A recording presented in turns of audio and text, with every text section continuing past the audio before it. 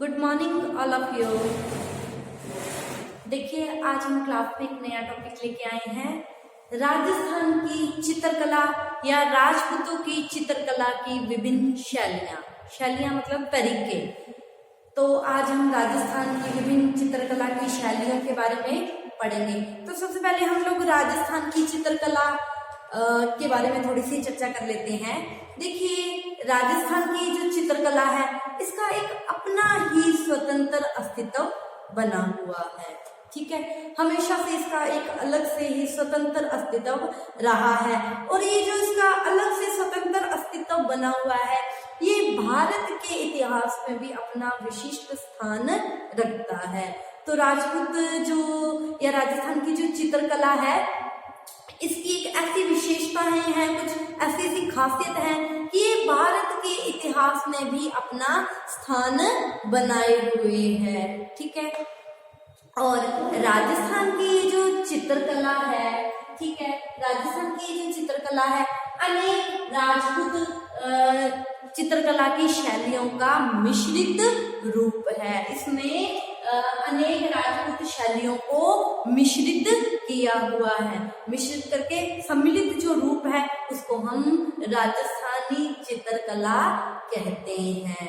ठीक है, तो ये किन किन राजपूत शैलियों का मिश्रित रूप है उसमें देखिए, मारवाड़, मेवाड़, किशनगढ़, जयपुर, अलवर, बीकानेर, बूंदी, नाथद्वारा आदि की शैलियों इसमें प्रमुख रूप से सम्मिलित की गई हैं। और इन सब ये जो हम लोगों ने राज्य पढ़े हैं जिसमें मेवाड़, मारवाड़, जयपुर, ये सभी जो हमने पढ़े हैं इनकी जो चित्रकला की शैलियां हैं इन सब शैलियों को मिलाकर राजस्थानी चित्रकला कहा गया है।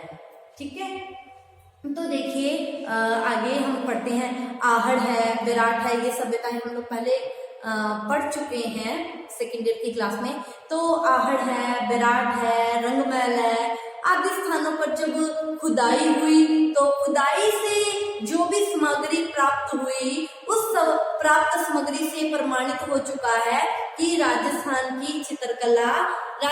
चित्रकला की वैभवशाली परंपरा शुरुआत से ही रही थी। या फिर हम ये बात भी कह सकते हैं कि मानव सभ्यता के प्रथम चरण से ही राजस्थान में चित्रकला का आविर्भाव हो चुका था। ठीक है, आहड़, विराट और रंगमहल से जितनी भी हमें सामग्री प्राप्त हुई है उससे भी ये बात स्पष्ट प्रमाणित होती है। अब देखिए, 7वीं और 8वीं जो शताब्दी के जो चित्रकार थे राजस्थान के, उन्होंने राजस्थान की जो चित्रकला थी इसमें एक नया परिवर्तन ला दिया। अब देखो, इन चित्रकारों ने अजंता चित्रकला शैली जो थी उसमें कुछ स्थानीय मौलिक शैलियों को सम्मिलित कर राजस्थानी चित्रकला में एक नया रूप ला दिया। तो हम कह सकते हैं कि 7वीं 8वीं शताब्दी के चित्रकारों ने राजस्थानी चित्रकला में एक नया परिवर्तन ला दिया। उन्होंने क्या किया, अजंता चित्रकला शैली में स्थानीय मौलिक शैलियों को सम्मिलित कर दिया, मिला दिया, तो एक नया रूप आ गया। तो एक नया रूप ला दिया, एक नया परिवर्तन ला दिया।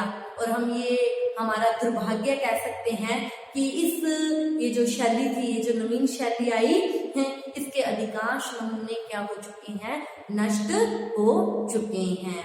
ठीक है, तो अब 15वीं शताब्दी में क्या हो गया, राजपूत चित्रकला या राजस्थानी चित्रकला शैली में एक और नया मोड़ आ गया। कब, 15वीं शताब्दी के उत्तरार्ध में राजपूत चित्रकला के इतिहास में एक नया मोड़ आ गया। देखो क्या, देखिए, यद्यपि गुजरात और जैन शैली का प्रभाव राजस्थानी चित्रकला में दिखाई देता है, ये प्रभाव तो ज्यों का त्यों बना रहा, लेकिन अब कुछ इसमें परिवर्तन भी आया।